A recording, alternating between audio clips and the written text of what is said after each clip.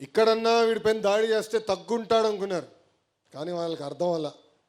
ఎందుకంటే ఒక రాజుగారు, ఒక బీదా రవిచంద్ర యాదవ్, ఒక బీటెక్ రవిని దాటుకున్న తర్వాతనే లోకేష్ దగ్గరికి వెళ్ళాలి. వీళ్ళందరూ అడ్డంగా నిలబడి, రాజుగారు పాప సోమిడిలా కంపడుతున్నాడు. అమ్మో, కౌన్సిల్లో వేరే రూపం ఉంది, ఉగ్ర నరసింహ రూపం ఉంది. అక్కడ మంత్రులుగా ఉన్నోళ్ళు నా పైన దాడి చేయాలనుకున్నప్పుడు రాజుగారు, ఇక్కడ మా కొల్లు రవి గారు. నేను రవణకి ఎప్పుడు ఒక మాట చెప్పాను, అన్న నువ్వు చాలా స్లో అన్నా అని. అదంతా 2019 ముందల నెలే.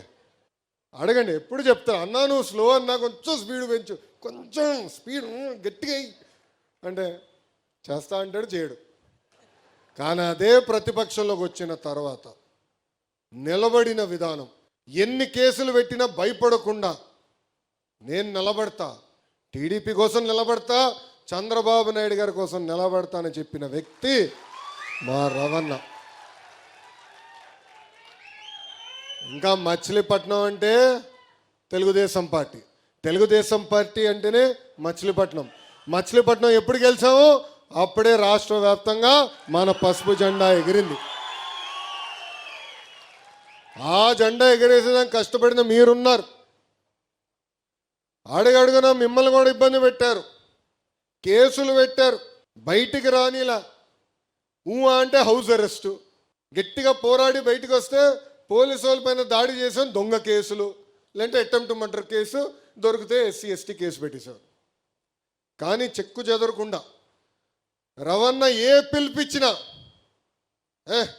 పిలిపించాడు, చలో బయలుదేరదాం, వెళ్దాం, అవసరమైతే కారుకి అడ్డంగా పడుకుందాం అని చేసి చూపించిన మచిలీపట్నం తెలుగుదేశం పార్టీ కార్యకర్తలందరికీ పేరు పేరున నా ఉదయపూర్వక నమస్కారాలు. ఈరోజు నేను ఇక్కడికి వస్తుంటే పాపం పోలీస్ సోదరులు చూసి బాధేసింది. ఎందుకంటే ఎగ్జిట్ ఎంట్రీ దగ్గర ఒకవేళ నుంచోబెట్టారు. SP గారు చెప్పే వాళ్ళందరూ తీసుకెళ్ళండి అబ్బా, అవసరం లేదు మాకు, యువగలం పాదయాత్రలోనే మన ఎవరు ఏం చేయలేకపోయారు, ఇప్పుడు ఎవడేం పేగుతాడు రా భయ్, అందరినీ పట్టుకెళ్ళని చెప్పా. ప్రజాస్వామ్యం ఎంత గొప్పదో ఒక్కసారి మనందరం ఆలోచించాలి. ఏ అధికారులు అయితే మన ఇబ్బంది పెట్టారో, ఏ అధికారులు అయితే మన పైన దొంగ కేసులు పెట్టి చంద్రబాబు నాయుడు గారిని, కొల్లు రవీంద్రని జైలుకు పంపించారో, ఈరోజు అదే అధికారుల చేత సెల్యూట్ కొట్టించారంటే అదే మన ప్రజాస్వామ్యం, ప్రజల గొప్పతనం. అడుగడుగున మన ఇబ్బంది పెట్టారు, బయటికి రానిలా. బాబు గారు ఆనాడు ఆత్మకూరులో మన కార్యకర్తలు ఇబ్బంది పెడుతున్నారు, బయలుదేరుతామంటే రవణ కూడా మాతో ఉన్నారు. ఏకంగా గేట్లకి తాళ్ళు కట్టేశారు. స్వామి, పులిని నీళ్ళని లోపల పెడతారు.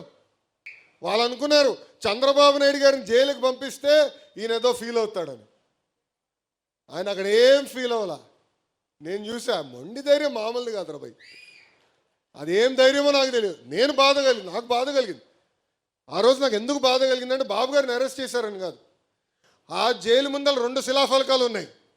మొదటి శిలాఫలకం 1996లో, అంటే మొత్తం జైలుని 1996లో మోడర్నైజ్ చేశారు, చేసిన వ్యక్తి చంద్రబాబు నాయుడు గారు అని ఉంది. దాని పక్కన 2వ శిలాఫలకం ఉంది, అది 2014 నుంచి 19 మధ్యన ఏ బ్లాక్లో అయితే చంద్రబాబు నాయుడు గారు మేము కలిసేవాళ్ళమో అది కూడా చంద్రబాబు నాయుడు గారే చేశారని ఉంది. అంటే చివరికి జైల్ని కూడా అభివృద్ధి చేసింది చంద్రబాబు నాయుడు గారిని. అలాంటి వ్యక్తిని జైల్లో పెట్టారు. ఆ ఒక్క క్షణం బాధేసింది, బాధ కలిగింది నాకు. బాబు గారిని చూస్తే కళ్ళంట నీళ్ళు వచ్చింది. ఆయన ఒకటేనారు, ఎందుకురా భయపడుతున్నావు, ఎవడేం చేయగలుగుతాడు, మన్ని ప్రశాంతంగా ఉన్నాను ఇక్కడ, కేసు అన్ని చదువుతున్నా, ఏం పర్వాలేదు, మీరు సరిగ్గా బయట పని చేయట్లేదు, ఇంకా పరిగెత్తండి అంటే ఆ మొండి ధైర్యం ఎవరు అనుకోలే. అందరూ అనుకున్నారు బాబు గారిని జైల్లో పెడితే ఆయన కుమిలిపోతారు, ఇబ్బంది పడతారని. చూసాం కదా పులి. ఆ రోజు జైలు బయటకు వచ్చినప్పుడు కూడా పులిలాగా వచ్చిన వ్యక్తి. ఇది మనం మర్చిపోకూడదు. ఎందుకంటే ఇప్పుడు మన అధికారంలో ఉన్నాం, సెల్యూట్లు కొడతారు, గ్రీన్ కార్పెట్ ఏమన్నా వేస్తారు, రెడ్ కార్పెట్ ఏమన్నా వేస్తారబ్బా. కానీ కష్టకాలాలు మనం మర్చిపోకూడదండి. ఎన్ని ఇబ్బందులు ఎదుర్కొన్నా మనం మర్చిపోకూడదు. నేను పదే అన్ని మీటింగ్లో అంజిరెడ్డి తాత గురించి చెప్పా, మంజులారెడ్డి గారి గురించి చెప్పాను. ఏకంగా మన గాంధీ గారు ఉన్నారు విజయవాడ కార్పొరేటర్గా, అక్కడ ఉన్నవారు ఆయన పైన దాడి చేసి కన్ను తీయేశారు. ఒక కంటి చూపు పోయింది. ఇంకా వాళ్ళని ఆదర్శంగా తీసుకోవాలి. ఇంకా మన నియోజకవర్గం వచ్చేలాగా కొల్లు రవణనే మనకు ఆదర్శం. ఎంత ఇబ్బంది పెట్టారు, అడుగడుగున ఎట్టొకట్ట కట్టేయాలి, ఆపాలి స్పీడ్ అనే ఆలోచన. కానీ మన ఆగల, తగ్గేదే లేదని నినాదంతో ముందరికెళ్ళాం. అది తెలుగుదేశం పార్టీ గొప్పతనం. కానీ కష్టకాలాలు మనం మర్చిపోకూడదని. అధికారంలో ఉన్న ప్రతిపక్షంలో ఉన్నట్టే మనం ఆలోచించాలి.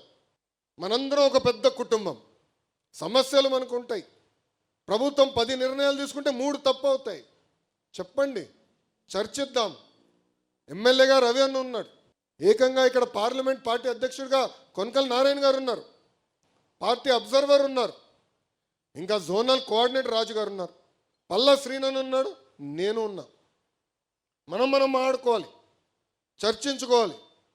మనం ఏదైతే తప్పు జరుగుతుందని భావిస్తామో అది తీర్చిదిద్దే వరకు మనం పార్టీ లోపల పోరాడాలి. మీరు అందరూ అనుకోవచ్చు లోకేష్కి తేలిక పార్టీ లోపల అని, భలే ఉన్నారు. జగన్ గారితో నేను ఎంత పోరాడానో దానికన్నా 3 రెట్లు ఎక్కువ నేను పార్టీలో పోరాడాను.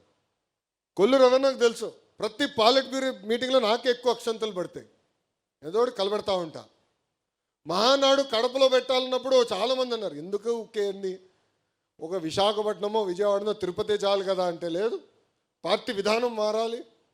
ప్రతి సంవత్సరం కొత్త జిల్లాల్లో మన మీటింగ్లు పెట్టాలి. పార్టీ సిద్ధాంతం ఏంటో తెలియాలి, అక్కడ అందరికీ ప్రజలు కూడా తెలియాలి, కార్యకర్తలు కూడా మొత్తం రాష్ట్రం చూడాలి అనే ఆలోచనతో చెప్పా. కానీ ఒప్పించడానికి నాకు టైం పట్టింది. బాబు గారు ఒప్పుకున్నారు, అదే నా గొప్పతనం. కానీ ఒక్కదాన్ని చేయాలంటే ఎంత కష్టపడాలో నేను స్వయంగా చూస్తున్నా. మనం ఆడుకుందాం, చర్చించుకుందాం, కానీ 4 గోడల మధ్యనే. అది నాకు ముఖ్యం. నేను అనేక విషయాల్లో బాబు గారితో చర్చించా. కొన్ని విషయాల్లో నేను ఏకీభవించబోవచ్చు, కానీ బాబు గారు నిర్ణయం తీసుకున్న తర్వాత శిరసు వంచి నాకు నచ్చపోయిన నిర్ణయమైనా అమలు చేస్తాను, ఎందుకంటే అది పార్టీ విధానం. అందుకే మీరు చూడండి, ఎప్పుడు నేను ప్రత్యక్ష రాజకీయాల్లోకి 12 సంవత్సరాలు అయింది, ఏనాడైనా బాబు గారు లోకేష్కి గొడవ జరిగిందని ఎవరన్నా అనగలుగుతారా? సాక్షి తప్ప, ఆఫ్కోర్స్. ఆ బులుగు మీడియా ఉంది కదా, ఎప్పుడు రాస్తాడు, ఎప్పుడు ఉండదు. కారణం ఏంటంటే పద్ధతి ప్రకారం మనం నడుద్దాం.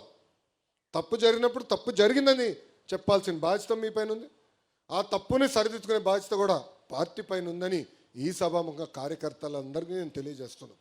మీరందరూ డోర్ టు డోర్ తిరిగారు.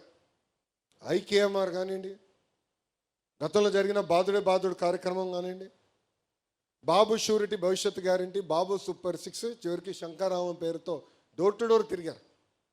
అంటే దాదాపు సంవత్సరానికి ఒకసారి తిరిగాం. కోవిడ్ సమయంలో కూడా ఆన్లైన్ మీటింగ్ పెట్టుకుని మాట్లాడుకునేవాళ్ళం, చర్చించేవాళ్ళం. దానివల్లనే ఈరోజు మనకి ఊహించిన విధంగా మెజారిటీలు వచ్చినాయి. భారతదేశ చరిత్రలో ఎప్పుడు లేని విధంగా 94% సీట్లు కూటమి ప్రభుత్వం కైవసం చేసుకుంది.